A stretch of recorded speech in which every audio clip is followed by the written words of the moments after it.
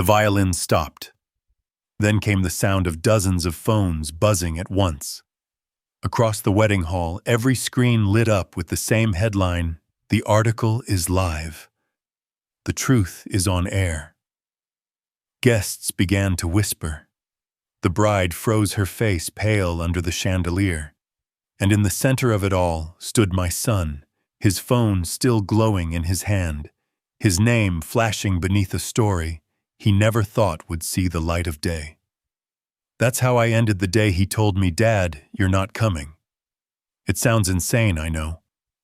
But everything started with that one line and a smile he would never forget. That afternoon, Portland sat under a strange light, not quite sunlight, not quite rain.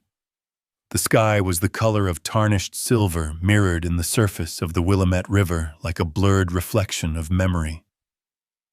I drove across the old bridge toward Riverbend Estate, the venue they were calling the social event of the year. People said that. Not me. Violin music floated through the air, carried on the mist and the smell of wet maple leaves. Along the stone walkway, waiters in black and white adjusted chairs, folded napkins, and placed roses into glass vases with military precision. Everything was flawless, except for one thing. I didn't belong there.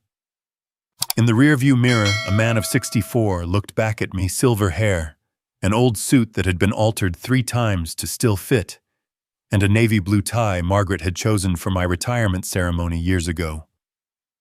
The collar still fit. The shoulders didn't. That's what time does.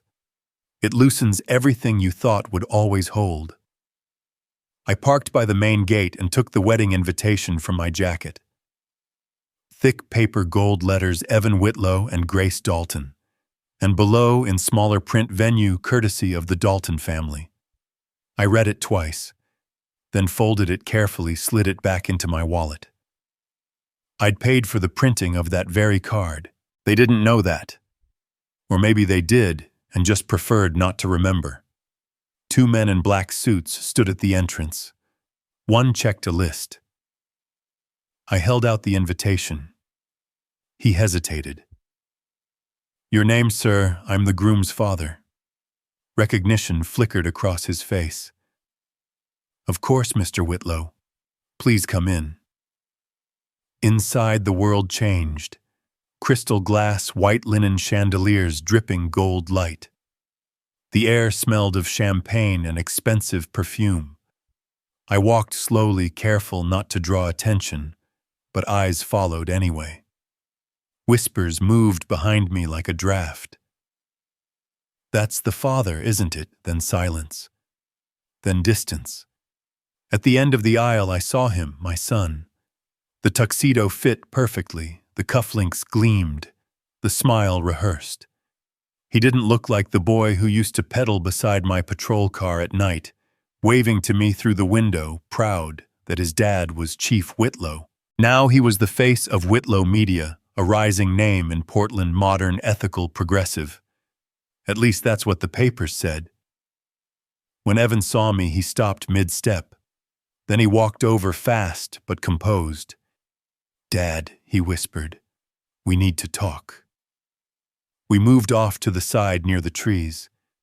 The music faded, leaving only the faint hum of conversation and the sound of wind moving through leaves. "Dad." "I know you're invited," he began, "but Grace's parents, they think it's not the right image." I looked at him for a long second. "Not the right image," I repeated. "And what image would that be?" He swallowed. "Dad, please. It's complicated. They want everything to look elegant, professional. You know, press photos, sponsors, reporters." "You mean," I said quietly, "they don't want a retired cop in their perfect pictures?" Evan's jaw tightened. "It's not that. It's just maybe it's better if you sit this one out. Just for today." "Just today?" I asked. He didn't answer. He didn't have to. A gust of wind swept across the courtyard, scattering yellow leaves over my shoes. The sound of violins drifted from the hall, soft, graceful, and distant. I looked toward the guests, men in dark suits, women in champagne dresses, people I'd once shaken hands with at charity banquets. Now they turned away, pretending not to see me. I smiled, not bitterly, just enough to hide the sting. "All right, son," I said, voice low and steady, "but before I go, check the news tonight." "The news?" he asked, frowning. "Yes, the news. You'll see what you've really built." I didn't wait for his answer. I turned and walked toward the gate to the sound of my shoes tapping against stone like slow gunfire fading into silence. By the gate, I caught my reflection in the black window of a parked Bentley, an old man, yes, but one whose eyes hadn't dimmed. Inside my jacket, a sliver of metal glinted my old police badge. 35 years I'd carried it. Not authority anymore, but principle. Justice could leave my title, but it never left my hands. I've faced killers, liars, men who looked me straight in the eye and denied their own crimes, but none of them ever made me colder than my own son did that day. I opened the car door, sat behind the wheel, and rolled the window halfway down. The violin started again, the wedding back in motion, as if nothing had happened. No one noticed the older man leaving quietly through the gate, the same man who'd written the first check that paid for this day. The engine started. My thumb brushed over the small scratch on the steering wheel, the place where Margaret once hung her silver charm. I took a breath. No anger, no sorrow. Just clarity. The radio voice filled the car. Local entrepreneur Evan Whitlow partners with Portland's ethics board to promote transparent media practices. Transparent. That word always made me smile. I turned the radio off. Outside, the sun slipped behind the skyline. The light caught the edge of my badge again, a thin, sharp gleam like a promise waiting to be kept. Justice, I thought, always finds its own way back. And this time I wouldn't need a badge or a gun or sirens. Just the truth. And one click. A week before the wedding, Portland was still half asleep in its morning haze, a pale city wrapped in silver fog, the color of metal before it's polished. Moist air clung to the glass towers and drifted down the quiet streets. I drove my old Ford pickup through the Pearl District, a place where 1 square meter of land cost more than a man's lifetime of honest work. Townhouses lined both sides of the street, tall and immaculate. White facades, black railings, cold, perfect symmetry, like masks pretending to be homes. On the seat beside me lay a folder. Insurance forms, certification papers, documents I'd helped my son complete so his company could qualify for a partnership with the Portland Police Department. A simple favor. The kind of thing any father would do if he still believed his son deserved a head start. I parked at the curb, stepped out, and climbed the stone steps to his front door. The door was ajar, not locked. Music came from inside, electronic beats, cold and mechanical like the artificial pulse of someone pretending to be alive. I knocked. No answer. "Evan," I called softly. "It's me." Still nothing. Just the rhythm of the music. I was about to turn back when I heard a woman's voice, smooth, confident, and dripping with the kind of entitlement that comes from never having to say please. "Your dad's too small town, Evan. My parents want elegance, not that sheriff vibe hanging around." I froze. My heart slowed. Sheriff vibe. 35 years in uniform reduced to 2 words said between sips of champagne. Then came Evan's voice. Softer, nervous, half apologetic, half agreeing. "Yeah. And that badge thing. He still shows it off like it matters." I stood outside the slightly open window, the morning fog seeping through my collar, cold biting at my wrists. But the real chill wasn't from the air. It was from somewhere deeper, a place you don't feel until it breaks. My hand went instinctively to the pocket of my jacket, where my silver badge still rested, the one I'd worn every day for 35 years. A symbol of duty, of oath, of belief. Now in my son's voice, it had become a prop, an outdated ornament from a life that no longer fit his world. The dim light caught the metal's surface, glinting faintly across my hand. And for a second, I remembered another morning Evan, at 8 years old, holding that same badge in his tiny fingers.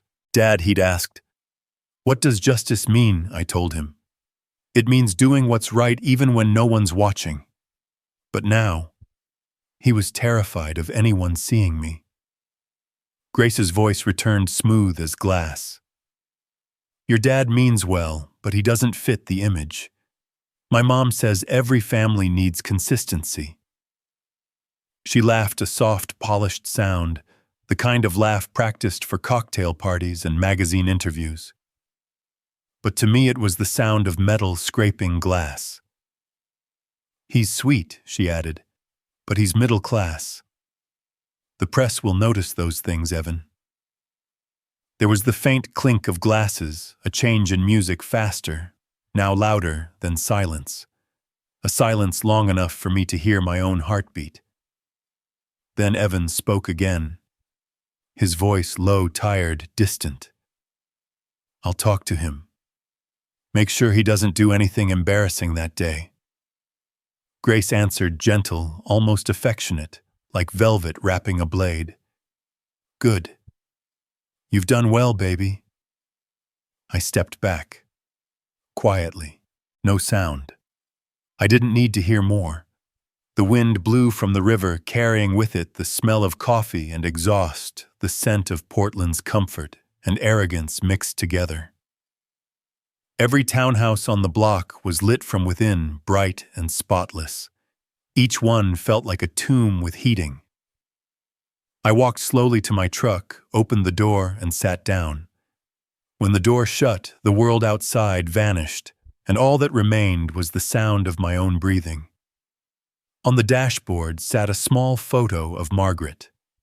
Her smile, soft, kind eyes bright, taken in 2018, a few months before the cancer. Too fast, too cruel, no chance for a proper goodbye. After the funeral, Evan left town. "I need a change," he said. "This city's too sad." Since then, only texts. Short, formal, weather report kind of words. "Sunny tomorrow. Maybe rain." I sighed, a long breath that seemed to hurt on the way out. Then opened the glove compartment. Between gas receipts and old paperwork was a yellowed envelope pressed flat in the corner. Margaret's handwriting. I had never opened it. Not because I'd forgotten, but because I was afraid her voice was still inside, gentle enough to break me. I tore it open. The paper smelled faintly of lavender. Only a few lines, neat, deliberate, just like her. "If he forgets where he came from, remind him with truth, not anger. Love doesn't need approval, James. It just needs courage." I read it 3 times. My hands tightened until the paper wrinkled. Outside, the wind picked up, carrying a swirl of yellow leaves across the street. One leaf blew through the half-open window, landing right on the word truth. I stared at it for a long time. Then another gust came, lifting the letter from my fingers. I opened the door and stepped out, following it down the stone path. The page spun once, twice, then settled flat on the ground. I bent down, picked it up. The ink was smudged, but the words were still legible. And in that quiet moment, I understood. I didn't need to be angry. I didn't need revenge. All I had to do was let the truth do its job. I stood turned toward the townhouse. Through the second-floor window, Evan's silhouette appeared, laughing, glass in hand, the warm light painting him in the glow of youth and pride. Grace stood beside him, her hand on his shoulder, smiling. A perfect picture, a perfect life, one that no longer had a place for me. I folded Margaret's letter carefully, like evidence, slipped it into my jacket pocket right next to the badge. Two relics, one of love, one of honor. When they touched, the chill that ran through me felt pure, sharp, alive. I started the engine. The truck's low rumble echoed between the polished walls of the neighborhood. Every house looked the same, bright, flawless, and hollow. The radio came on automatically. A voice, cheerful, professional, filled the cabin. In today's business, highlights young entrepreneur Evan Whitlow is recognized for his new ethics partnership with the Portland Police Department. I turned it off. The silence that followed was heavy, almost sacred. Wind pushed through the cracked window, bringing the scent of rain, old paper, and something else, the past maybe. I spoke softly, not to anyone in particular, just to the air that still remembered me. Not every word deserves an answer, but some words once heard change the way you see the world. Forever. The first light of morning broke through the clouds, thin and sharp. It hit the badge through my jacket pocket, splitting into a narrow line of silver light across the steering wheel. I looked at it and I smiled, not with forgiveness, but with certainty. Because for the first time I could see the road ahead. Morning in Portland again. The air hung heavy with moisture, as if the fog refused to lift. Raindrops slid down my windshield while I parked in front of a granite building on Morrison Street. The bronze plaque by the door read, "Davis and Rowe Attorneys at Law." Old but proud. Like the man who owned it, Frank Davis. I'd known Frank nearly 40 years. Back when I wore a badge, he was the young prosecutor who believed every case carried a moral balance point. We'd disagreed plenty, but shared one conviction: justice doesn't have to be loud to exist. I stepped inside. The glass door closed behind me, shutting out the traffic and the drizzle. Frank sat behind a walnut desk, silver-rimmed glasses perched low on his nose. 66 now, yet his eyes were still bright, the kind of brightness that comes from seeing too much and still choosing to care. He looked up, half smiling. James Whitlow. I knew this day would come. I set my cap on the table and took the chair across from him. "What day is that, the day you finally decide you've had enough?" he said evenly, like he was reading a verdict already written. I didn't deny it. I just looked out the window at the rain streaking down the glass. "Frank," I said slowly, "I need to adjust a few things, accounts, the company, and the fund." He raised an eyebrow, removing his glasses. "Evan," I nodded. "Are you sure?" "Not revenge," I said. "Just correction."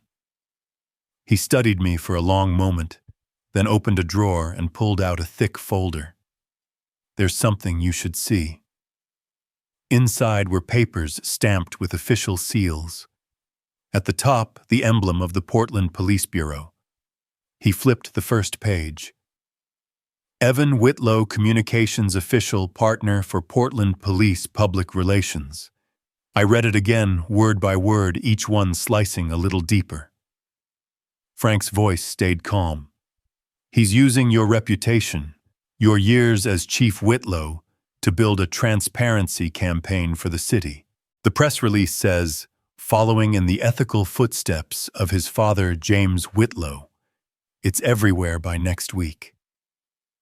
I leaned back, the tick of the wall clock marking every second between us. "He used my name," Frank nodded.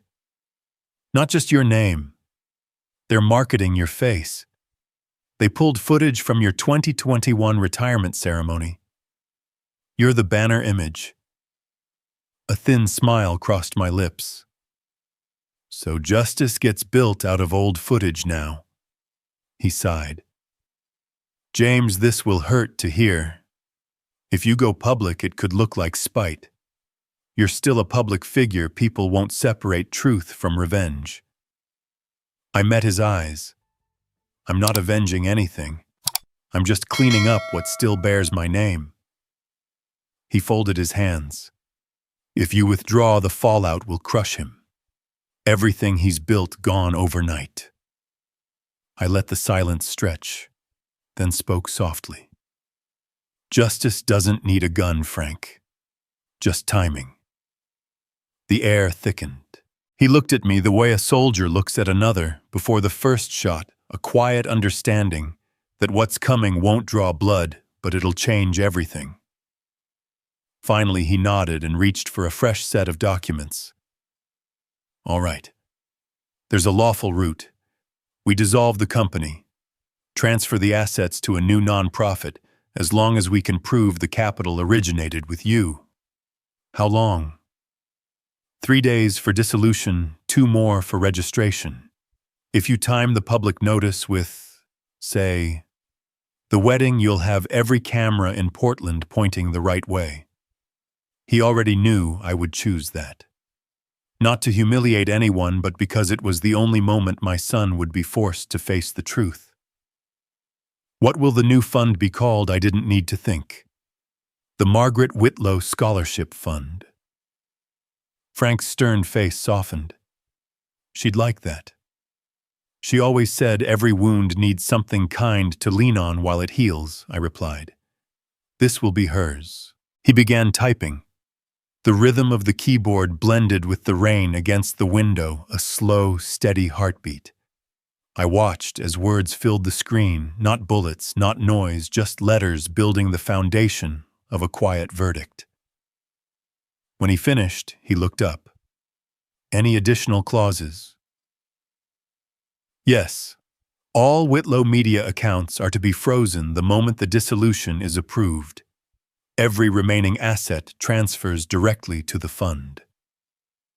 He typed the line, paused, and nodded. Done. But James, listen. His tone shifted, no longer a lawyer's but a friend's. If you do this, people will call it bitterness. They'll say you couldn't forgive your own son. I turned back to the window.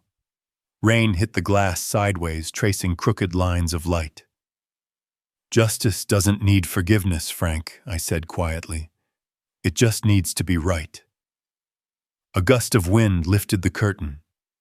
Frank closed the file, stamped it a sharp red mark, confirmed, under review. He slid it across the desk. The paper was still warm from his hands, yet it felt cold when I touched it. I stood. He called after me. You know, James, you've always fought your battles in silence. But this silence will be loud. I stopped at the doorway, looked back, then let it speak for me. Outside, the air hit like a baptism, cold, clean, unforgiving. People hurried past, umbrellas open, unaware that somewhere above their heads, a quiet plan had just been set in motion, not for revenge, but for remembrance. Justice isn't an explosion. It's the sound of a paper signed, a seal pressed, and footsteps leaving an office you once trusted. When I reached the street, the rain stopped. Sunlight broke through, glinting off the wet sidewalks. The plaque on the building caught the light, Davis and Rowe attorneys at law, shining back at me like confirmation from the universe that cold can still mean clean. I opened my truck door, set the folder on the passenger seat. A soft wind flipped the first page. Bold letters at the top read, Margaret Whitlow Scholarship Fund Registration Pending. My fingers brushed the corner of the page. I remembered what Margaret used to say. If the old road collapses, walk on the stones that remain. Now I understood what she meant. The engine started with a low hum. The wipers swept once, clearing the last of the rain.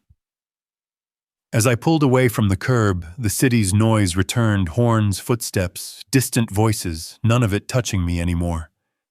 Behind me, a plan had begun, silent, precise, sharper than anger, steadier than forgiveness.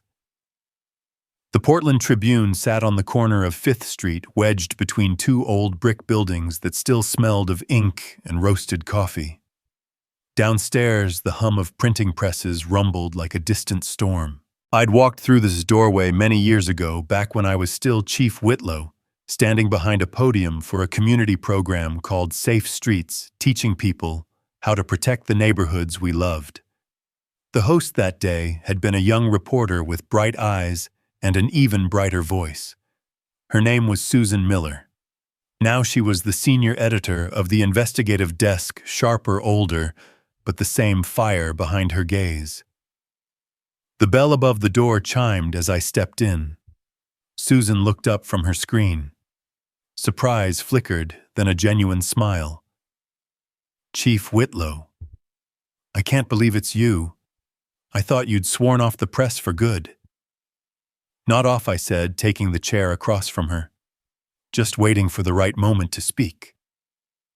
She tilted her head, that reporter's look, half suspicion, half curiosity. Should I be worried or intrigued? I placed an envelope on her desk. It landed softly, yet carried its own weight. She slid the papers out and read the bold headline, "Former Police Chief James Whitlow dissolves partnership amid ethics conflict." Her eyes moved slowly down the page, tracing every word. Then she looked up. "You realize this will explode, right? Especially with that name." Maybe I said, but I only wrote the truth. Susan folded her arms, leaning back. Her tone lowered. "You chose your timing carefully, the same day as Evan's wedding." "Coincidence, no," I said quietly. "But not my plan either." I paused. Then, every word landing like metal on glass. "It's not my timing, Susan. It's the truth's." The air thickened between us. She didn't ask more. She'd covered enough crime scenes to know when a man had already decided what must be done. She turned the page, scanning key lines aloud under her breath. "Evan Whitlow, founder of Whitlow Media, used his father's public reputation. Conflict of interest under review. James Whitlow announces formal dissolution and creation of the Margaret Whitlow Scholarship Fund." When she finished, she sighed. "You've thought this through, haven't you? Once this runs, it's going to hit people far above your son." "Power," I said, "everyone has. But honor, you only lose that once." Her lips curved into something between a smile and respect. "You never change, do you?" "There's not much left in me to change." She nodded slowly. "All right. I'll greenlight it, but only if we run your real name. No anonymous sources, no retired official close to the matter." "That's how I want it," I said. "If I'm going to speak, I won't hide behind anyone." Susan tapped a few keys, opening the publication schedule. 5 p.m., November 15th, 2024. She looked at me again. "Same hour the ceremony begins." I said nothing. The answer was already there, in the silence. She understood. Her fingers moved quickly, saving the file, then printing the authorization copy. The printer whirred, releasing the smell of warm ink, that old, heavy scent of truth freshly born. When she handed me the sheet, I signed. My signature trembled slightly, not from doubt, but from the chill that still clung to my hands after the rain. Susan watched me for a moment, then spoke softly. "Do you remember the first piece I ever wrote for you, the accident on St. John Bridge? You told me something that day I've never forgotten. Don't write to get even. Write so someone wakes up." "Is that what you're doing today?" I met her eyes. "I'm just trying to wake up one person." She said nothing after that, just nodded like a witness signing an unseen agreement. I stood, reached for my cap. "This article won't stop with you or your son James," she warned. "It'll expose the people he works with. They'll come for you." I turned at the door. My smile was thin but steady. "Let them." When a house is built on sand, it doesn't matter who leans on it first, it's going to fall. The office door closed behind me. Sunlight filtered through the blinds, stretching my shadow long across the brick wall, straight, unbroken. Justice doesn't need shouting to be heard. It only needs the right moment, and silence will do the rest. Down the hall, another story began. Kyle Benson, 28. An intern assigned to archive articles was stacking folders in the records room next door. The door wasn't fully shut. He caught fragments through the gap. James Whitlow. Dissolves partnership. Ethics conflict. He froze. That name, everyone in Portland knew it. The former police chief who'd cleaned up River District a decade ago. As I walked away, Kyle stepped into Susan's office. On the printer, a fresh page still lay warm. He didn't touch it, just leaned closer, reading the headline. Then he pulled out his phone and snapped a photo. The printer's flash flared once, a short, cold spark that no one noticed, but it would trigger a chain of events no one could stop. Outside, the rain had finally ended. Portland gleamed as if rinsed clean. Pedestrians crossed streets, coffee cups in hand, unaware that 3 floors above them, a timer had just been set, a story scheduled to detonate at 5 o'clock. I paused at the curb. Cars streamed by, hissing through puddles. My watch read 2:17 p.m. 5 days to go. I took a cigarette from the pack, the first since Margaret died, and lit it. Smoke curled upward, vanishing into the cold air. I spoke softly, half to myself, half to her. 5 more days, Maggie. Then everything goes back where it belongs. Truth is like a bullet. Once fired, you can't call it back. You can only hope it hits what it's meant to. I walked with the crowd, blending into the gray flow of Portland life. The traffic light ahead shifted to red. I stopped, watching the color reflect in the chrome of a parked car, a deep metallic crimson, the color of blood and consequence. In that reflection, I saw what I'd been waiting for all along. Not revenge, not forgiveness, just timing. 5 p.m., November 15th, 2024. That's when the truth would go live. The night before the wedding. Portland was unnaturally quiet.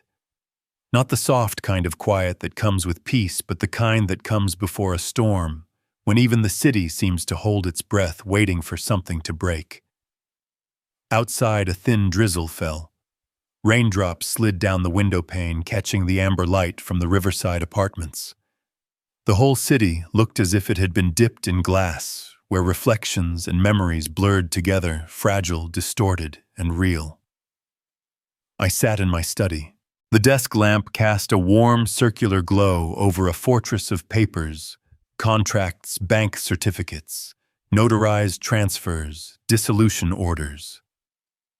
Each document carefully arranged, as if part of an evidence file, except this time the defendant wasn't a criminal I'd hunted in uniform. It was the man my son had become. On the corner of the desk lay 2 small objects, Margaret's letter folded neatly, and my old silver badge tarnished with years. Between them rested everything that kept me here, love loss, and the last remnants of a principle that refused to die. The phone rang. The sharp metallic tone cut through the stillness, echoing like steel against steel inside a cold warehouse. Frank Davis. I answered. Frank. His voice was low, gravelly, edged with exhaustion. I just got confirmation from the court. The dissolution of Whitlow Media is approved. The Margaret Whitlow Fund will be active by morning. Do you want me to release the press statement tonight? I turned toward the window. Rain was hitting harder now, each drop a tick in the countdown clock. No, I said evenly. Let Susan publish at the scheduled time, 5 p.m. There was a pause. 5 o'clock, Frank's voice tightened. You realize that's during the ceremony. I nodded, though he couldn't see it. I didn't pick the time, Frank. The truth did. Silence. Then his tone softened, weighted by understanding. All right. All company accounts are frozen. Transfers completed. A portion's already allocated to Portland University. The first scholarship under Margaret's name. I closed my eyes. A warmth spread through my chest. Not joy, just the quiet relief of things returning to their rightful place. Thank you, Frank. No need to thank me, he said. But James. Yeah. Whatever happens tomorrow, don't go there. Let the article do its work. I nodded again, softly. I know. The line clicked. The room went still again.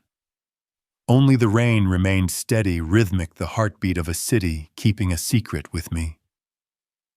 I opened the drawer and took out a large white envelope. Inside were the originals, court orders, fund registration papers, financial records, each one stamped and sealed. Every red mark on the page felt like a round chambered in a silent gun. I don't look for justice with bullets anymore. I look for it in words, in seals, in silence, the kind that no one notices until everything collapses. I reviewed every page again, slow and methodical, the way I used to check evidence at a crime scene. No tremor, no hesitation, just precision. Then I reached for the small wooden box. Inside lay a stick of red sealing wax. I lit the candle, letting the flame breathe. The wax softened, dripped, and as I pressed the metal seal down, a thin hiss filled the room, the smell of ink paper and hot wax blending together, the scent of quiet justice. My phone buzzed again. A text message from Evan. Dad, tomorrow will be perfect. Don't make it about you. I read it slowly, each word deliberate, each one colder than the last. No anger, no sadness. Just the unmistakable chill of distance made absolute. Once he used to call me a hero. Now he sent me reminders not to ruin his photos. I typed 4 words in return. Good luck, son. Nothing more. Because sometimes more words only twist the truth. I set the phone down. The fading glow of its screen reflected off Margaret's picture beside the lamp. Her smile was still gentle, still patient, but in her eyes I saw the question she'd asked me 100 times before. Are you sure? I whispered back to the empty room. I'm sure. A flash split the window. Thunder rolled somewhere deep over the Willamette. The rain thickened hard against the glass, long streaks of water, tracing down like veins of red light under the street lamps. I gathered every file, every pen, every copy, stacked them neatly. Order, clarity, evidence, the same ritual I'd followed for decades. Only this time the guilty wouldn't be arrested. He'd walk himself to the stand, smiling, confident, unaware that his trial had already begun. I placed the sealed envelope on the desk beside Margaret's letter and the badge. 3 artifacts of a single story. Love, honor, justice. 3 things I once thought could never exist in the same room. Now they finally did. I walked to the window. Portland at night looked like an old photograph, streetlights bleeding through rain cars, dragging golden trails across wet pavement. Across the river, the high-rises shimmered like ghosts behind the fog, beautiful, distant, indifferent.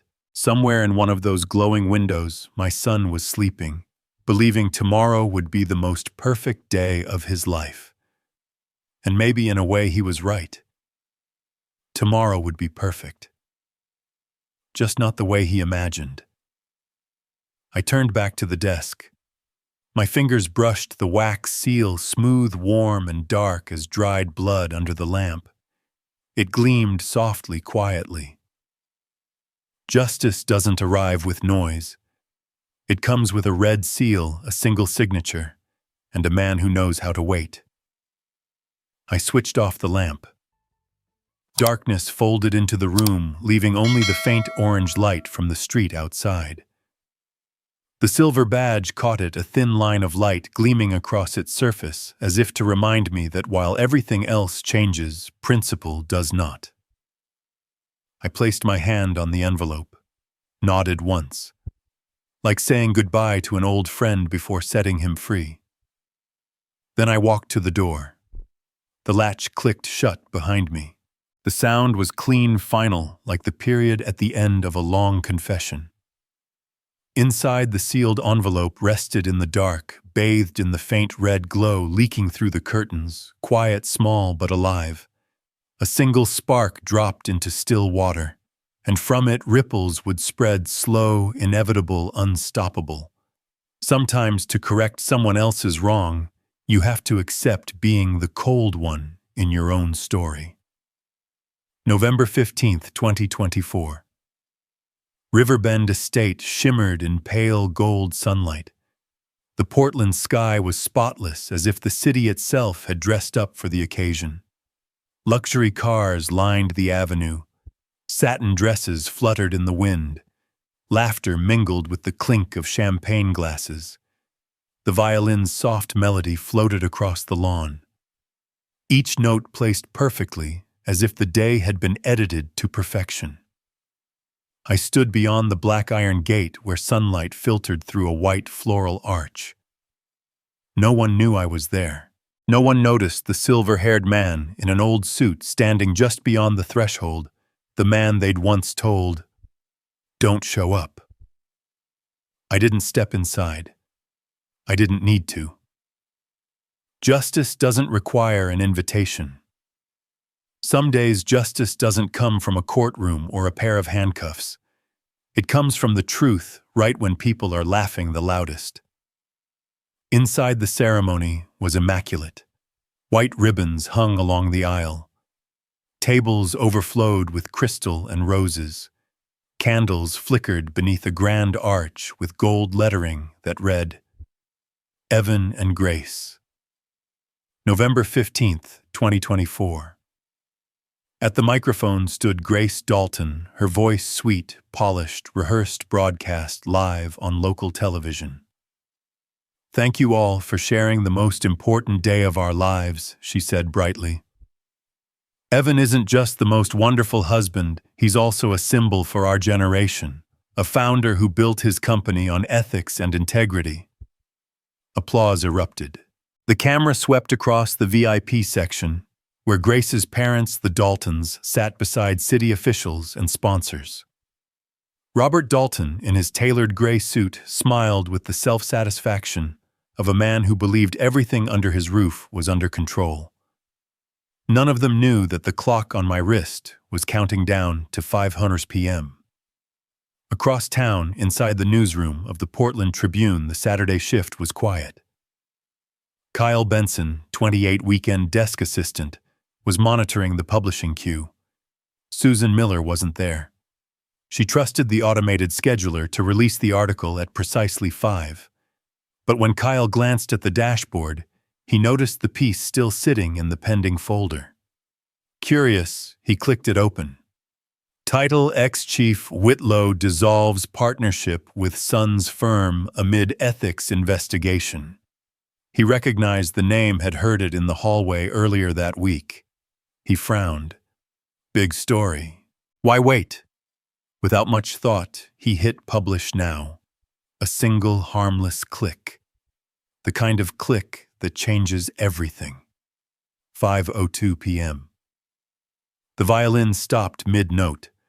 A guest took out her phone, then another, and another. Within seconds, a wave of notification chimes echoed through the wedding hall. "Oh my God," someone whispered. "Look at this." She turned her screen toward the others. Headline: Former Police Chief James Whitlow announces dissolution of Son's company amid ethics probe. The air shifted. A cold wind moved through the room filled moments earlier with warmth and laughter. The live TV feed was still rolling. At the VIP table, Robert Dalton snatched a phone from a nearby reporter. "What the hell is this, Whitlow?" "Dissolved the company." He turned to Evan, his voice rising with fury. "You lied to us. You said everything was handled." Evan froze, his face drained of color. No, that's impossible. My father." "He wouldn't," Grace cut in, trying to hold her smile together. "James is confused. He hasn't been the same since Margaret died." But the noise grew louder, a wave building, rumbling through the sea of expensive perfume and perfect table settings. A reporter shouted over the chaos. "The documents are notarized. Mrs. Dalton, it's official, the company's dissolved." Grace's smile cracked. Robert's expression darkened. He slammed the phone onto the table, the sound sharp as a gunshot. "You used my family's name to build that fake reputation." Whispers spread fast like hornets stirred from a nest. Evan backed away, sweat darkening the collar of his tuxedo. On the giant screen behind the stage where a wedding montage was supposed to play, the live broadcast switched automatically to the Tribune's newsfeed. My photo appeared there, me in uniform decades ago with the headline glowing beneath. Outside, I heard it all. The confusion, the panic, the breaking of a carefully manufactured dream. The sounds spilled through the iron gate, the shouts, the footsteps, the endless ring of phones. I didn't move. I didn't need to. I already knew the moment truth arrives, excuses die on their own. Through the bars, I could see Evan stepping onto the stage, grabbing the microphone from the MC. "Stop. Please, everyone, just listen to me," but no one listened. All eyes were fixed on the glowing screen where truth was no longer a rumor. It was printed, time-stamped, verified. Evan fumbled for his phone. He dialed, waited. When no one answered, he hurled it to the floor. The crash echoed across the hall, sharp, final, like a verdict being read aloud. People think truth arrives with light. But sometimes it comes in the middle of a love song to remind us that no one is rich enough to buy back lost honor. I turned from the gate, didn't look back. Each step down the long driveway felt heavy but sure. I walked past the maple trees shedding their last leaves, past the line of idle cars gleaming under the pale sun, past the faint smoke rising from the outdoor grills where laughter had been only minutes ago. Every footstep felt like the end of a sentence. Behind me, the chaos swelled. Grace crying, Robert shouting, guests scattering. And in the center of it all, Evan knelt beneath the spotlight, the same light that once crowned him as Portland's golden sun. In his eyes, I saw something I hadn't seen since the day Margaret died: emptiness, the kind that doesn't make a sound when it breaks.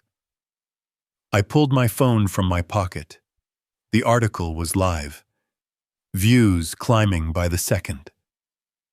The first comment had already appeared.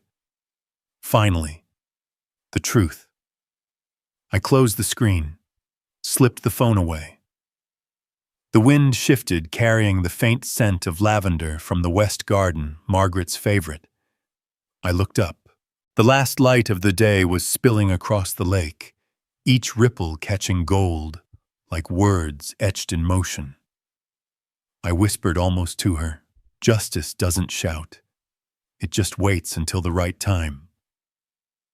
Then I turned away from the glittering wreck of celebration and walked toward the fading dusk. Each step folded into the distance, carrying the quiet rhythm of a wedding undone. No one was laughing anymore. The music had stopped mid-phrase, a single violin string hanging in the air, afraid to touch whatever had just happened. The only sound left was the shrill, overlapping ring of cell phones' notes, of panic colliding like shards of glass, a requiem for something once called a perfect image. Glasses hit the floor, shattered. The clink of crystal against marble echoed through a hall drowned in white roses and silver ribbons. The air grew thick, heavy with perfumed champagne and fear. I entered through the back gate. No one noticed. The door opened quietly, its hinge blending with the soft hiss of rain outside. I walked slowly past to tables still dressed in flowers, past chairs, pushed askew through the sweet, stale fog of celebration, collapsing in real time. Each step left a dark footprint on the stone floor. A camera light swung across me. Heads turned. Then the whispers began spreading like ripples through water. It's him. The groom's father. The former chief. They say he sent the article himself. Whispers moved faster than breath, sweeping across the hall of gold and light. I said nothing. Silence was enough. Silence could make 100 people forget how to breathe. In the center of the room, Evan stood motionless, tie crooked, hair disheveled, skin white as porcelain. The camera light struck his eyes. He blinked rapidly, as if trying to hide inside his own face. Beside him, Grace, the bride whose voice had charmed the city, now looked like a painting left in the rain. Mascara streaked down her cheeks in 2 black rivers. Her hand clutched at his sleeve, trembling. Across the room, Robert Dalton, her father, was shouting at a cameraman. Cut the broadcast, shut the cameras down now, but no one listened. Because the truth doesn't wait for permission to be seen. I stopped a few paces from Evan. Light from the chandelier spilled across the marble floor, catching the wet fabric of my coat. Flashbulbs burst. A frozen instant. Every movement ceased. You could hear hearts pounding. Evan turned toward me. Confusion twisted into fear, then ignited into anger.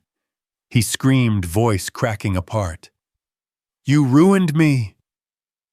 The shout ricocheted off the walls, echoed once, then died. Dozens of faces turned toward me. Even the reporters lowered their cameras, as if the scene had stepped beyond journalism. I looked at my son. The same boy who once held my hand crossing the street, who used to flash a plastic badge and say, "Dad, I want to be like you." Now he stood trembling in a tuxedo bought with dishonest money. I spoke slowly, my tone low, steady, final, like a verdict read after the jury had gone home. "No, son, you ruined yourself when you used my name to lie." A pause. Brief, but heavy enough to drop the entire room into stillness. Robert Dalton's eyes widened. "He used your name." I met his gaze, calm, unflinching. "I never signed a single contract, and I will not let anyone buy honor with the Whitlow name." The air froze. Grace burst into tears. "Evan, you said your father agreed. You told me it was all legal. I did it for us," Evan shouted. For both of us, their argument broke apart beneath the staccato of shutters and microphones closing in. There was nothing left to save. No version of us survived the truth. Justice never waits for the moment you're ready. It arrives when there's nowhere left to hide. From the front row, an elderly man rose slowly. White hair, a cane tapping against the marble. I knew that figure, Senator Harold Grant, my former superior. He steadied himself, his voice rough but clear enough to slice through the silence. That man's name once meant integrity. He turned to me, nodding once, then to Evan. Now I see why. No one spoke after that. The room congealed into silence, the kind you only hear after a gun goes off. Only the soft rhythm of sobbing, the click of cameras, and the dull patter of tears on marble. Grace looked for her parents, but Robert Dalton was already gone. One by one, the guests from the bride's side stood their footsteps heavy with judgment. White roses slipped from their hands, falling to the floor, crushed beneath polished heels. Rows emptied. The stage stood bare. The reporters stayed silent witnesses, recording everything. No commentary needed. The images spoke for themselves. Evan sank onto a chair, hands clutching his head. The microphone caught his trembling voice. "Oh, I just wanted to make you proud, Dad." I looked down at him. Didn't say I was proud once. Didn't say you disappointed me. Only this clear, precise, cutting the air like glass pride isn't given Evan. It's earned and kept by truth. He lifted his head, eyes wet, lips shaking, searching for words that no longer existed. The room seemed to hold its breath again. I turned away. Didn't stay to watch. Because when justice has spoken, you don't linger to see how cruel it looks. You simply let it echo. They say justice is blind, but sometimes it sees perfectly and waits only for you to stand still as it passes through. I walked slowly toward the doors. Flashlights flared behind me. A reporter called out, "Mr. Whitlow." "Do you have a comment?" I stopped. Didn't turn. "Yes," I said, just loud enough for the microphones. Justice just spoke. Outside, dusk had settled. The final light poured through the wedding hall glass, painting the marble floor, a deep crimson, the color of a collapsing illusion. Wind rose from the river, lifting the torn white ribbons into the air, spinning them upward until they disappeared into the sky. A stray sheet of paper skittered across the path and struck my shoe. I bent to pick it up. Printed across the front, Whitlow Media Integrity. Image. Impact. I stared at it for a long moment, then smiled faintly. "Integrity," I murmured. "At least now it's back where it belongs." I tore the paper in half and let the wind carry it away. Behind me, the sounds blended, crying, shouting, the crash of glass, the soundtrack of a world crumbling under truth. I stepped through the front doors. The wind off the Willamette was cold and clean. By the time I reached the iron fence, the sun had dipped behind the skyline, half hidden, burning red like a wound that refused to close. On the gate, the golden letters "Riverbend Estate" caught the dying light, flaring once like the last spark of a fire finally consuming itself. I touched the badge inside my pocket. Cold. Heavy. Not from metal, but from memory. People think justice is the sound of a gavel, but sometimes it's just the last sentence spoken in a room full of lies. I turned away from what had once been my son's dream, walking into the red wash of sunset. Behind me, the noise faded, the chaos of a broken wedding, the end of pretense. I didn't look back. Didn't need to. Because once truth has spoken, every other voice ceases to matter. That night, Portland was swallowed by rain. Not the soft kind that whispers on rooftops, but the relentless kind, cold and punishing, that only falls when something in the world needs to be washed clean. Raindrops hammered against the metal roof, slid down the wooden eaves, and merged with the wind, weaving through old trees that had survived longer than most men's promises. Every clap of thunder sounded like a verdict one nature had reserved for humankind. I stood by the window, my hand resting on the wooden frame, watching the rain blur the world beyond the glass. Streetlights melted into long streaks of gold, drifting down the gutters like memories no one cared enough to keep. Inside the small house, the wall clock ticked with surgical precision, each second carving a small wound into the silence. On the table sat a cup of coffee gone cold, a silent phone, and a letter I knew by heart. Margaret's letter, the one I still couldn't bring myself to fold away forever. I didn't turn on the lights. The only glow came from a street lamp beyond the curtain, soft yellow, trembling. It was enough. Enough to reveal a few things that still mattered. An old file, a sealed red envelope, and a silver badge scratched by time. The phone rang. Frank Davis. I answered. His voice was rough, weary, but carrying something like relief, the kind a man feels when a storm finally hits the place it was meant to. "James," he said, "I just left the board meeting." The city froze Evan's contracts. Every deal with the police department and public offices suspended pending investigation. I listened. Outside, the rain pressed harder against the glass as if punctuating every word. When I finally spoke, my voice sounded like wood splitting in winter. He wouldn't have fallen Frank if he'd known what ground he was walking on. But Evan built his path out of illusions. Frank sighed, a sound that carried both fatigue and sympathy. He's going to pay dearly. The company might collapse completely. Are you all right with that? I looked down at the table, the badge, the letter, the reflections of 1,000 choices on cold metal.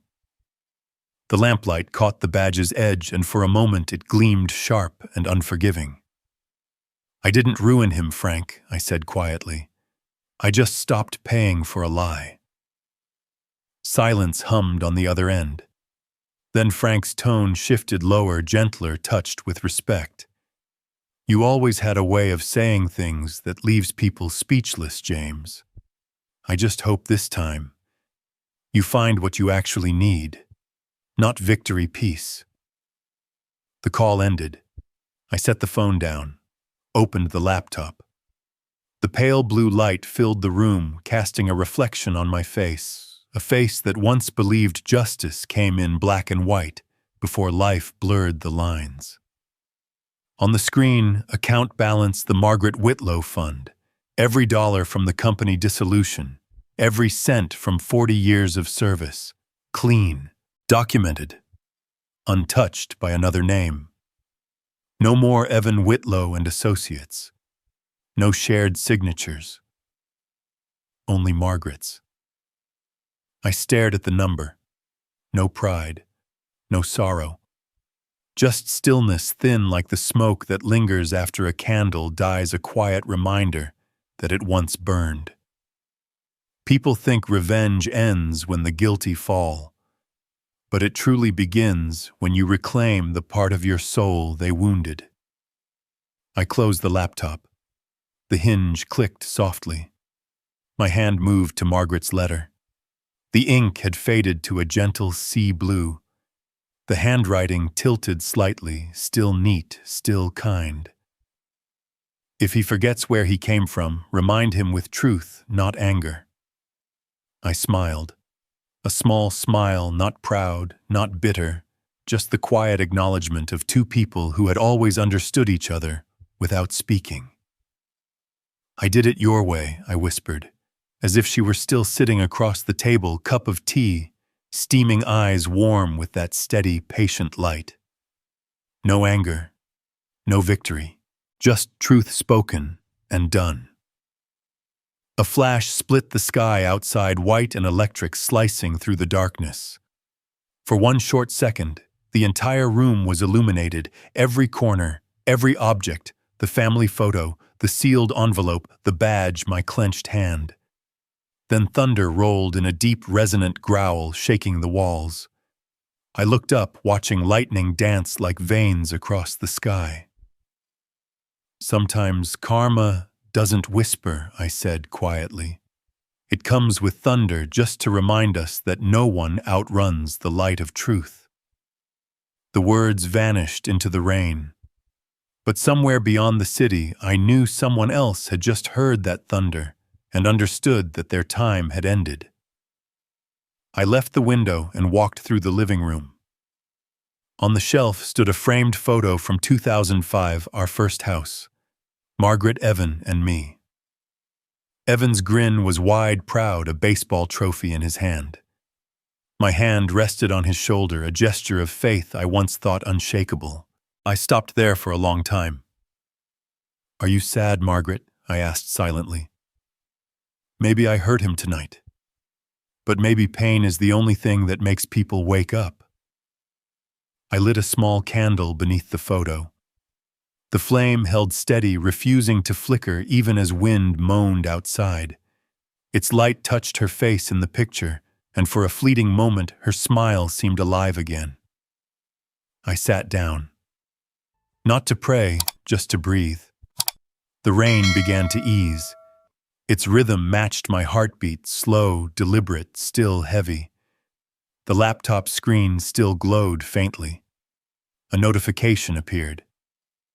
Portland Tribune top story, the Whitlow investigation. Under it, a single comment, "Respect to the chief." Truth matters. I read it once, then shut the laptop. The truth didn't need an audience. It only needed to survive. All my life I taught others to follow the law. But in the end, I learned justice isn't written in statutes. It's in the moment when you finally say, enough. Outside, the rain stopped. Not because the clouds were empty, but because the sky had said what it needed to say. I heard the soft drip from the eaves, each drop hitting the stone below, steady as a clock counting down the end of the storm. I rose, extinguished the candle, and pulled the curtain aside. The sky was still gray, but along the horizon a narrow line of light began to appear. Dawn. Not brilliant. Not cinematic, but real. Like justice. "Karma delivered," I whispered. I closed the window. And in that small, still moment I realized something every storm leaves behind, something cleaner. Maybe that's what this night had done. Because sometimes justice doesn't need applause. It just needs to be complete. 3 weeks after the wedding. Portland slipped into winter earlier than usual. Every morning the city woke under a thick blanket of fog so white that the Willamette River looked like a pale ribbon of smoke stretching through the heart of town. Wind moved through the empty streets, dragging a few leftover maple leaves along the pavement, their edges tapping softly against metal signs, the sound sharp and hollow, like pins striking glass. The city was quiet. No new headlines. No photographs outside Riverbend Estate. The newspapers that once screamed the Whitlow scandal now sat faded and forgotten in recycling bins behind coffee shops, their ink bleeding into the rain. News fades fast, but memory doesn't. Because some afternoons, an entire city remembers the moment the music stopped and a father's name filled the screen. Grace Dalton had left town 2 weeks earlier. Rumor said she'd gone to Seattle for a break. I understood. When the lights go out, those who live by spotlight are the first to run from the dark. Evan didn't run. He couldn't. Whitlow Media collapsed. All contracts canceled. The city ethics board erased his name from every registry. Accounts frozen. Staff gone. A friend at the police department told me he's living alone now near the docks. Nobody's seen him at any of the parties. I nodded, said nothing. Because I knew that silence, the kind that comes when the world stops calling your name and you're left to face the echo you created. One cold Saturday morning, Portland was wrapped in drizzle. I walked to Whitaker and Pine, the old cafe on the corner where Frank Davis and I had spent half our lives, between shifts, between storms, between cases we could never quite forget. The door creaked when I pushed it open. Inside, the air was thick with roasted coffee, burnt wood, and the damp breath of fog, the unmistakable scent of Portland. Frank was already there. Same table by the window. A copy of the Oregonian spread open, his reading glasses sliding halfway down his nose. Only now both of us were out of the job. No badges. No ranks. Just two old men with years that had finally gone quiet. He looked up and smiled, tired but genuine. Black coffee. No sugar. I nodded. He motioned to the waitress, then leaned back, studying me. You holding up, James? I took a sip. Bitter, but clean. Better than I've been in years, I said. Frank folded the paper, his tone lowering. You did the right thing.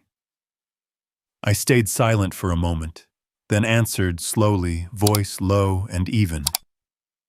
There's no right thing when it comes to family. Frank, only what's left after everything else is gone. He chuckled softly, the kind of laugh that only comes from men who've seen both sides of justice.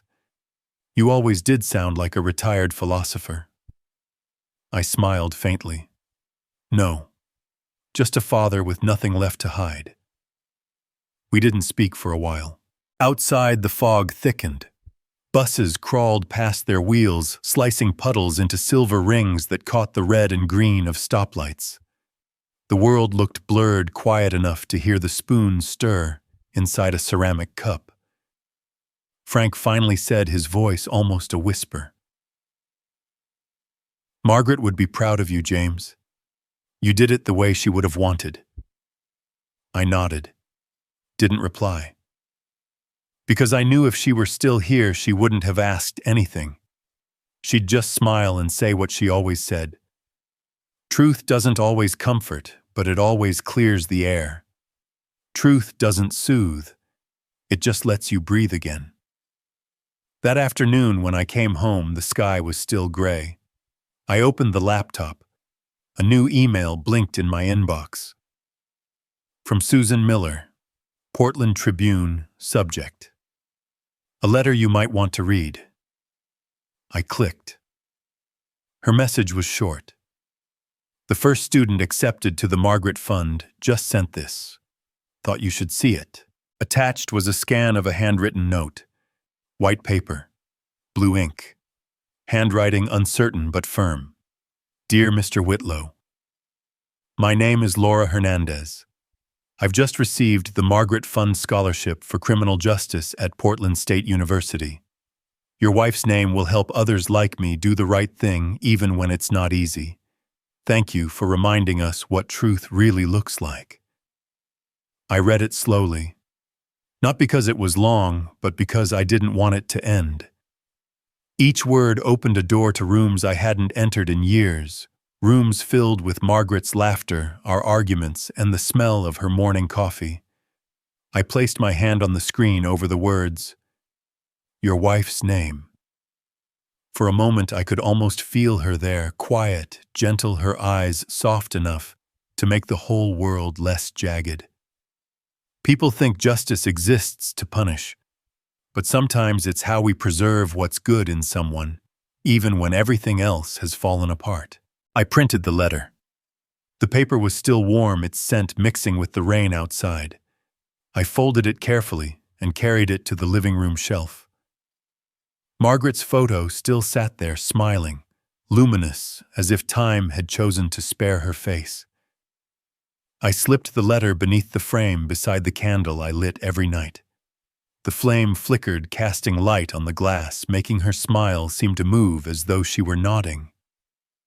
You see, Margaret, I whispered, your name's still helping people do the right thing. A pale shaft of light cut through the clouds, landing across the window pane.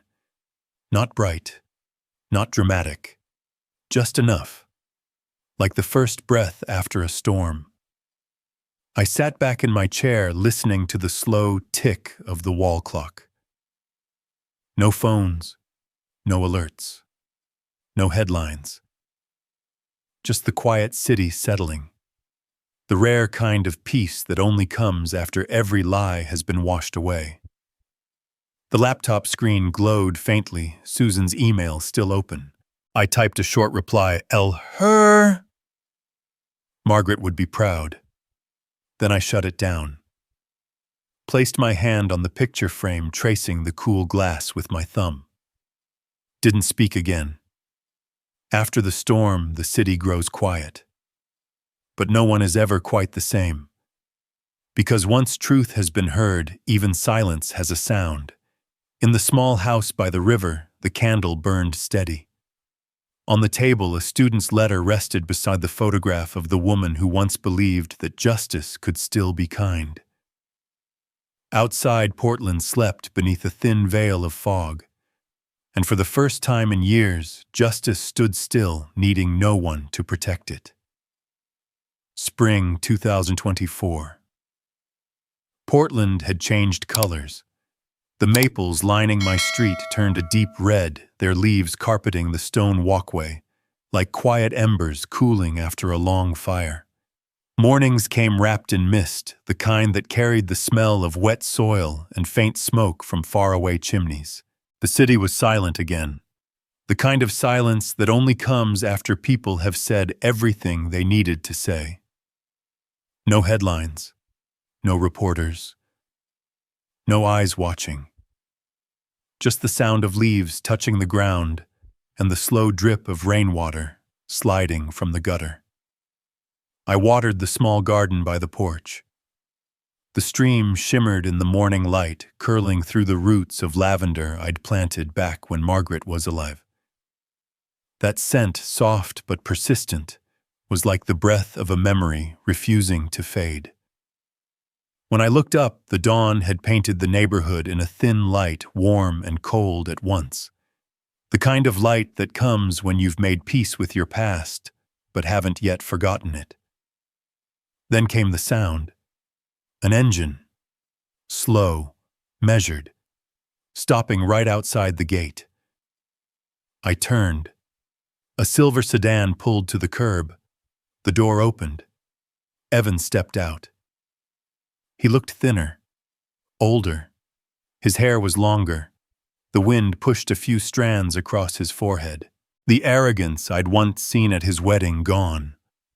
The self-defense, the media polish, the practiced smile gone too. What stood there now wasn't a businessman or a son looking for approval. It was simply a man stripped bare, tired, real. He held a small wooden box in both hands. Wind swept through the yard, sending a spiral of red leaves circling around his feet. We didn't speak for a few seconds. I set the watering can down and wiped my hands on a towel. He took a slow step forward. His voice cracked slightly. "Dad, I found this. It was in one of the boxes at the old office." He lifted the lid. Inside the silver police badge. The one I thought I'd lost years ago, back when Margaret had reorganized the house and I hadn't had the heart to ask where she'd put it. It lay still tarnished by time, edges worn. But when the sun hit it, it caught the light, a cold, clear gleam. The kind of light truth wears, never pretty, never fake. I stared at it for a long time. Long enough for every sound of my old life to come rushing back, the siren in the rain. The smell of gun oil, the late nights in interrogation rooms, and the quiet goodnight.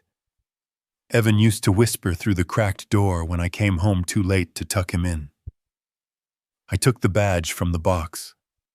Cold. Heavy.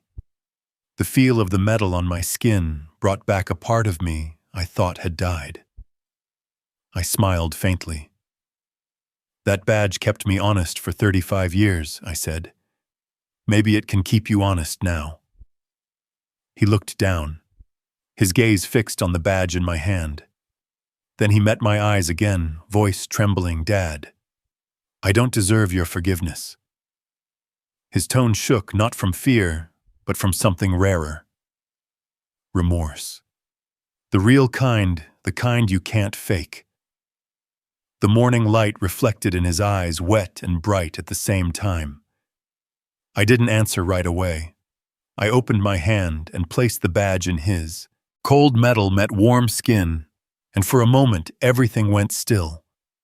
No birds, no wind, just two hands, one that had lived long enough to understand, and one that had finally learned what truth costs.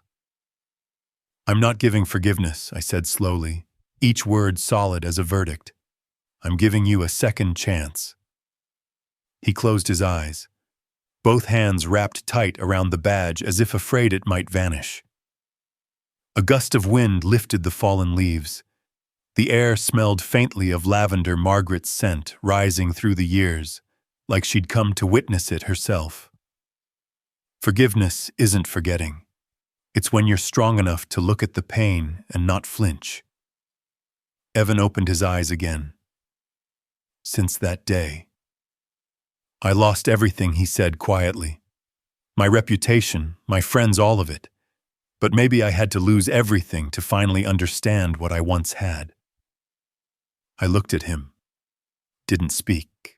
In the light of morning, I suddenly saw the 10-year-old boy again standing in the yard asking me, "Dad, what's justice?" And I'd told him, doing the right thing even when you have to do it alone. That boy had finally come back inside a man who had broken but was finally awake. You know, Evan, I said that badge isn't just a symbol, it's a reminder. Every time I was tempted to look away from what was wrong, it reminded me truth doesn't need comfort. It just needs courage. He nodded slowly. Our eyes met. No defense. No shame. Just honesty. I poured 2 cups of coffee. He sat beside me on the porch, the same spot where Margaret and I once spent Sunday mornings. Evan glanced around, breathing in the quiet, like he was trying to remember how peace felt. Why did you come here today? I asked. He hesitated, then spoke softly to say thank you. And I'm sorry. His voice was small but true. I used to think you were too rigid, out of touch, but I was the one who forgot what mattered most. He paused, eyes lowering. I wanted to make people proud. Now I just want to do what's right for me. I smiled faintly. That's the only way it ever starts. A drop fell from the roof into my coffee, creating a small circle that spread across the surface. We both watched it, said nothing. In that silence, something shifted, not forgiveness, but acceptance. People think truth only hurts, but sometimes it's the only thing strong enough to keep us alive. When Evan stood to leave, the sun had risen higher. Light filtered through the red leaves, catching the badge in his hand. A single beam reflected off it, cutting across the wooden fence like a blade of light. He turned to me, his voice rough but steady. I'll try, Dad. You don't have to try, I said. Just keep your word. He nodded, and for the first time in months he smiled. A real smile. No cameras, no masks. He walked down the steps, opened the car door, and started the engine. The sound was low calm. The car rolled away, leaves swirling in its wake, a slow dance of red and gold over the wet road. I stood there watching until the car disappeared around the bend. No wave, no goodbye. Just the wind carrying away everything we hadn't said. I looked down. A single leaf had fallen near my feet, deep red its color like tarnished copper. The same shade as the old badge, a reminder not of honor, but of honesty. I turned it in my hand, letting the sunlight pass through its veins, thin as memory. Some wounds never heal, but if we're brave enough to open them, they turn into scars, and scars at least mean we lived honestly. The wind rose again, carrying the scent of lavender through the yard. I looked up. A soft beam of light slipped through the clouds, falling across the stone path, the same path that led to the gate where Evan's car had just passed. He's finally walking the right way, I whispered. And for the first time in years, my chest felt light, not from victory, not from revenge, but because truth had finally found someone else strong enough to carry it. The first morning of December. Portland lay beneath a thin layer of fog, the kind that moves like breath over glass. The air was cold, crisp as a window newly cleaned. Steam rose from the cracks in the pavement, mingling with the mist, until it floated like ghost-white smoke, between the old stone buildings. The city was waking slowly and quietly. Months had passed since the storm. The names once printed in bold on front pages now lived only in a few memories. No one talked about the Whitlow scandal anymore. But I knew Portland remembered. It just chose silence. The kind of silence cities learn after they've survived something that nearly tore them apart. The kind that understands peace is not a gift, it's a privilege. Evan and I walked side by side across the main square. Mist clung to our coats. His shoes brushed through layers of damp golden leaves. Neither of us spoke. Our footsteps echoed softly against the stone, a rhythm between the distant toll of the St. James bell. 3 months since the wedding shattered. 3 months for the noise to fade, for anger to turn to ash, and for what was left to simply be a father and a son, learning how to speak like men, again not judge and defendant. Evan's clothes were plain, a gray-blue shirt, a worn brown coat, no tie, no trace of the man who once lived by spotlights and applause. Just a man trying to stand up on his own feet again. We stopped at the steps of City Hall. The stones were wet with dew, scattered with yellow leaves. Above us, the oak doors loomed heavy and tall, the brass plate beside them engraved City Hall, Office of Records and Nonprofit Affairs. I looked at the doors, then at him. Ready. He drew a deep breath. Yeah, this time, I'm ready. We walked inside. The hall was vast, high ceilings, morning light streaming through wide windows, casting long golden stripes across the marble floor. It smelled of paper oak and history, the scent of places where decisions outlive the men who make them. Frank Davis was already there, standing near a long wooden table. A thick folder lay before him, bound in red. When he saw us, he smiled the kind of smile only age can earn, tired but honest. Right on time, he said. I smiled back. You taught me that always show up even when it's hard. Frank nodded. That's the only way justice works. His gaze shifted to Evan. No judgment this time, only the quiet fairness of a man who's seen mistakes repeat across generations and still believes some can be undone. Evan sat down. Before him lay the first folder, Dissolution of Whitlow and Associates, LLC. I stood behind him, watching his hand tremble slightly as he picked up the pen. Sunlight hit the metal tip, flashing like the edge of a blade. He exhaled once, then signed. Each stroke was clear, deliberate, final. Blue ink spread across the page, a sentence closing itself. Frank reviewed the document, then pressed the seal, his voice steady and official. All documents are valid under Oregon law. As of this day, Whitlow and Associates ceases operations.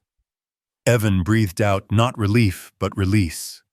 The weight he'd carried for months finally leaving his shoulders. But in its place, a quiet emptiness, the hollow that follows truth. I turned toward the window.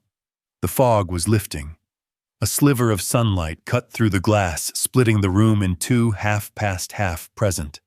Frank slid another folder toward Evan. This one was bound in blue. Embossed letters read, The Margaret Whitlow Scholarship Fund, Volunteer Application. Evan opened it. The first page read, Community Outreach Program, Assistant Position. He read slowly, then signed. The pen still shook a little, but this signature was different. Not fear, but humility. Frank sealed the page and said quietly, his tone firm yet almost ceremonial. This makes it official. You're part of the fund now, not by inheritance, but by service. Evan smiled faintly, a trace of calm crossing his face. Maybe that's how it should have been all along. I stepped closer to the table. Between the two folders sat a small wooden box, the same one Evan had brought to my porch that morning. I already knew what was inside the badge, the only thing I'd ever owned that couldn't be bought back. Sunlight poured across the lid. I opened it. There it was, the silver badge, cold and bright like a shard of the past that refused to rust. I set it gently on the table. The sound of metal against wood was soft, but it carried. "Carry this legacy the right way," I said. Evan stared at the badge. His hand trembled slightly as he touched it. For a moment I thought he would keep it, but then he placed it back down, pushing it toward the funds folder. "It belongs here now," he said softly, "where truth actually means something." Silence filled the room. No one moved. No one spoke. Only the badge caught the light, a small gleam flickering like a tear that never fell. Frank cleared his throat. His voice was low, warm, carrying something he didn't want us to notice. "You both did what's right. That's rare these days." I looked at the badge, smiling faintly. Maybe justice just needed a new home. Frank nodded.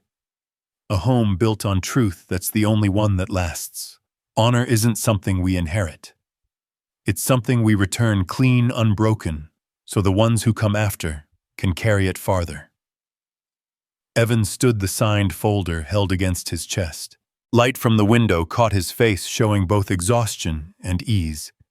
He wasn't the man who'd once lied to the city. He was someone learning to speak truth to others and to himself. He looked at me. "Dad, thank you for not giving up on me, even when I gave you every reason to." I kept my eyes on the badge. That's what fathers do. We stay until the last truth is told. Frank chuckled softly, moving toward the door. "Gentlemen, I'll file these today. The fund will be official by Monday morning." "Thank you, Frank," I said. When we stepped outside, the fog had lifted. Sunlight spilled down the city hall steps, bouncing off the glass buildings and turning the square to gold. People hurried past. A streetcar hummed along the rails. Far away, the St. James bell struck 9, each note clean like a page turning. Evan and I descended the steps together. He held the folder close. The wind rose, swirling a few leaves around us. "I didn't fix everything, Dad," he said quietly. I didn't look at him. "No one ever does," I replied. "We just stop breaking it." He smiled, then the first real smile I'd seen since the day he fell apart. It trembled, but it was real. We walked through the morning light side by side. Overhead, a flock of birds turned sharply above the river, their wings flashing silver in the sun. Honor doesn't need applause. It only needs someone brave enough to keep it in the right place. And that morning, I knew justice had finally found someone to carry it forward. October morning, 2025. Portland drifted beneath a pale film of fog, thin as breath on glass. The Willamette lay still, its surface flat enough to blur sky and shoreline into one silver-gray mirror. The air smelled of damp earth after rain, fresh-cut grass, and faint traces of dried lavender from the garden near the riverbank. That scent, soft and persistent, reminded me of Margaret. She used to say, "Justice James is like lavender. It doesn't shout. It just stays and makes everything around it gentler." I stood by the river, hands tucked into the pockets of my old coat. The wooden bench beside me was slick with dew. On the bronze plaque fastened to its back, "Margaret Whitlow Memorial Bench for Truth and Kindness." I touched the engraving. The metal was cold, but warmth stirred somewhere deeper inside. This was where Margaret used to sit, each morning, tea in hand, watching me cast lines into water. She used to tease, "You never catch any fish, but you always manage to catch trouble." Today the river was so calm that my reflection broke itself in two, one half clear, one half fading. I looked down at it for a long time, then whispered, "Well, Maggie, we made it." Justice doesn't need a courtroom. It doesn't need applause. It begins the moment someone admits they were wrong and finds the courage to make it right. Far down the path, an old couple walked their dog. Their footsteps brushed against the gravel, steady, soft. A young woman jogged past and waved. I nodded back. No one knew who I was anymore, and that anonymity felt like grace. To be unseen, that's a luxury only the once judged can understand. I sat down on the bench. The wood pressed cool against my back. From my leather satchel, I pulled out a pale yellow envelope stamped with the postmark of Portland State University. In the corner, handwritten, "From Emily Carter." I knew the name. The first student to ever receive a Margaret Whitlow scholarship. I opened it carefully. Inside was a folded sheet of white paper, the handwriting neat and slightly tilted, a young woman's careful gratitude. "Dear Mr. Whitlow, my name is Emily Carter. I'm writing to thank you for the Margaret Whitlow scholarship. Without it, I wouldn't be able to continue studying criminal justice. Your wife's name stands for something I believe in: integrity, even when no one's watching. I promise to become a public defender, not for fame, but for truth. Thank you for reminding me that justice can be gentle and still be strong." I read it slowly, each line a quiet wave reaching parts of me I thought had turned to stone.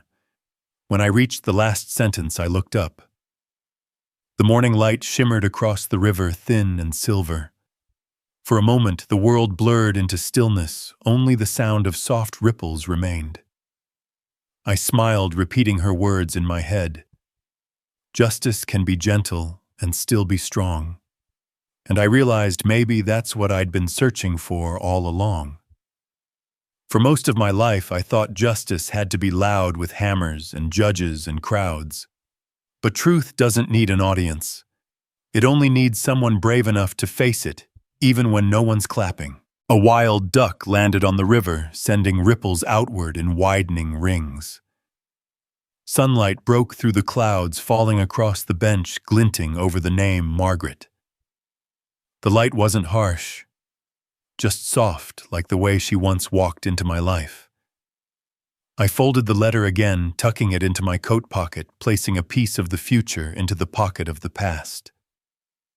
Then I whispered, still watching the water, "You'd be proud, Maggie." A gentle wind moved through the maples. Their leaves rustled, sounding almost like laughter. Her laughter, the kind that reminded me justice isn't revenge. It's peace. I closed my eyes, leaned back, listened. Water, wind, the city waking. So quiet I could hear my own heartbeat, slow, steady, alive. Then footsteps. I opened my eyes. Evan was walking toward me, holding 2 paper cups. Steam rose into the fog between us. "Morning," he said. "Morning," I answered. He set 1 cup beside me and sat on the other end of the bench. We didn't talk for a while. Just watched the river. Then he spoke. "I visited the fund office yesterday. Applications doubled this year." I nodded slowly. Margaret would have liked that. He smiled, soft but real. "Yeah, I think she already knows."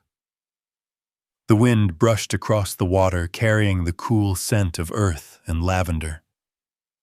The coffee was warm in my hands, but the peace inside me was warmer, the kind that comes not from victory, but from letting go. I once believed justice meant giving people what they owed me, but true justice is learning to release and letting truth do its work. Evan stood, placing a gentle hand on my shoulder. "See you tomorrow, Dad." "Take care, son," I said. He nodded, walking slowly down the path by the river.